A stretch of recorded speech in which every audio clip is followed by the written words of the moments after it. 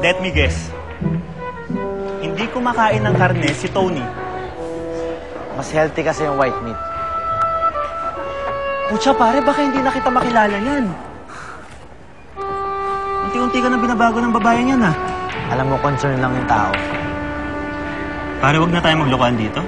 RJ, mahal ko siya. O siya, father. Orderin mo na yung isda mo at ako lalamon ako ng baboy. Teka, order pa ako inihaw na liempo. Bahala ka.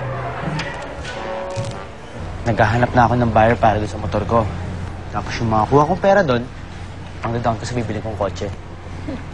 Mabuti naman at give up mo na yung motor mo. Alam mo ba ang statistics ng mga bike accidents? Opo, alam ko na yun. Dahil pa ulit-ulit mo yung sinasabi sa akin yun. Ka ba? Kaya ako sinasabi yun dahil concern lang ako sa'yo. So, ibig mo sabihin, may feelings ka na rin para sa akin?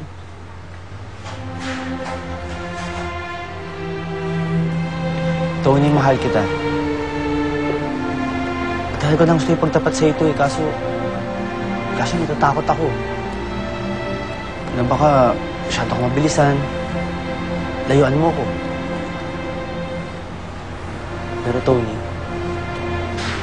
gusto ko lang malaman mo na mahal kita. At iingatan kita na higit pa sa buhay ko. Bigyan mo na ako ng pagkakataon.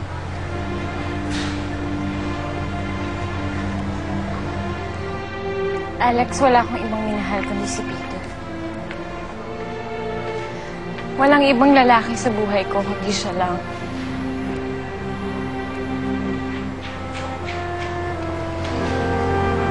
Hanggang sa dumating ka. Tony?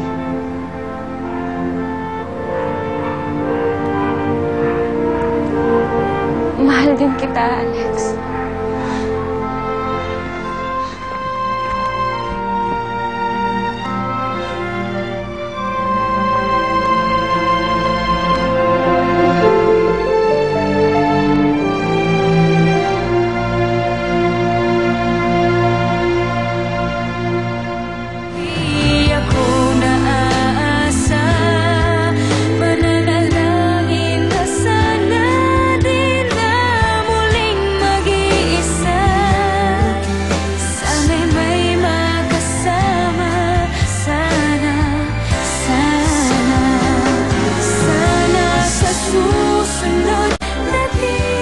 My first few months of my relationship with Alex were completely stress-free. I was quite surprised na hindi naging ganoong kahirap ang transition after having been in a long-time relationship with Peter.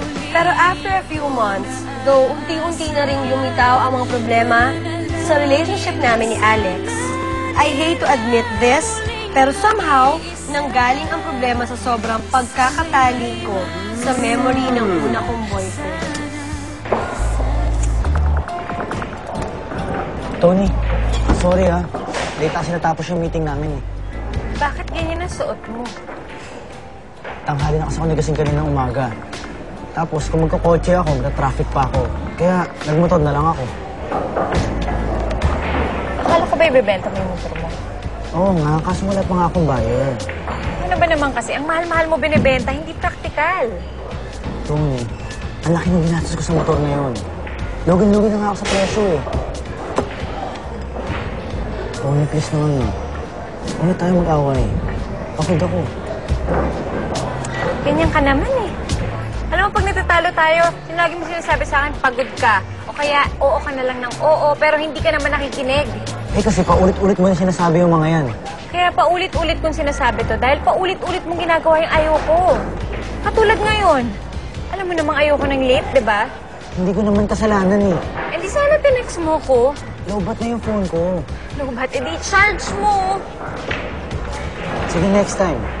Puro ka na lang next time. Mabuti pa si Peter, lahat to sinasabi niya, tinutupad niya.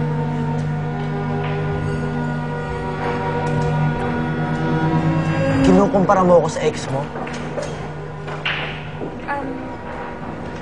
What I'm saying is, gusto ko lang na pahalagan mo ko at yung relationship natin. Sa tingin mo ba hindi ko ginagawa yun para sa atin? Lahat ng gusto mo ginagawa ko para sa'yo. Pero sorry na lang, ha? Dahil kulang pa rin ang effort ko. At sorry na lang dahil hindi ako katulad ni Peter. O saan ka pupunta? Maalis ako. Saka na lang tayo mag-usap. Tony! Tony! After that incident, ilang araw ding hindi kami nakita ni Alex. Sinubukan niyang tiisin ang hindi makipagkita sa akin. Pero noong birthday ko, sumuko rin si Alex. Nag-decide siyang kainin ang pride niya at nakipagkita rin siya sa akin.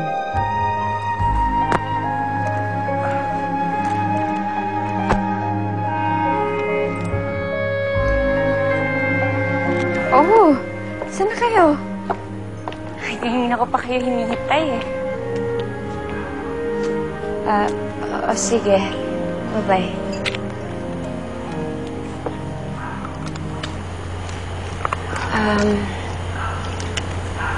Anong ginagawa mo dito? Birthday mo, di ba? Papalagpasin ko ba naman yung araw na to? Baka may bisita ka. Oo. Hindi mo ba papapasukin? Come in. Masaya nga pala.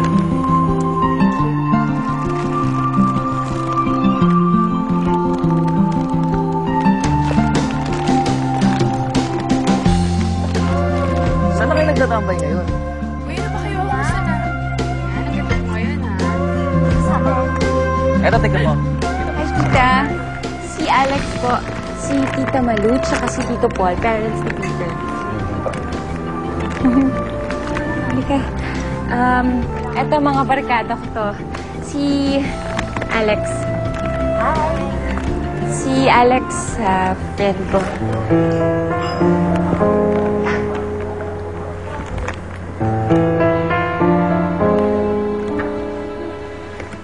Isa pa! Happy birthday! Thank you. Naku.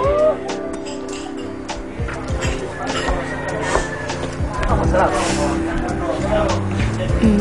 Alex, okay ka lang ba? Magkasunod kasi yung birthday ni Peter siya ni Tony. Kaya naging tradisyon na rin nilang pagsabay yung mga birthday party nila. Kaya andito yung family ni Peter sa mga friends nila. Pasensya ka na pala. Okay lang. Bakit hindi ka maki-join sa kanila? Mamaya na lang. Sure ka? Sige, doon muna ako, ha?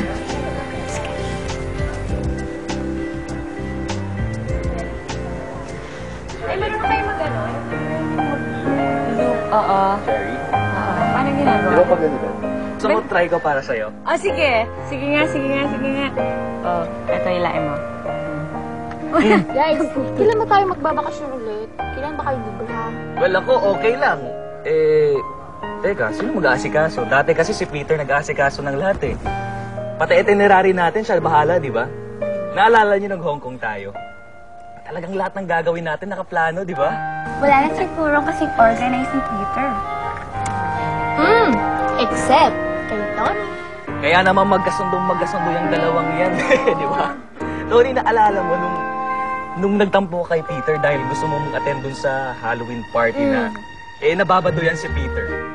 Tapos nung gabi nung party, pumunta dito sa bahay niyo. Naka-costume na, di ba? Ano nga yung costume niya? Di ba cartoon character yun? Marvin the Martian. Oo, tama. Kalimutan mo na ba? Tama pa nga tayo ng tawa nun. Pero bagay sa kanya yun. Oo. Drawing mo to? Oo.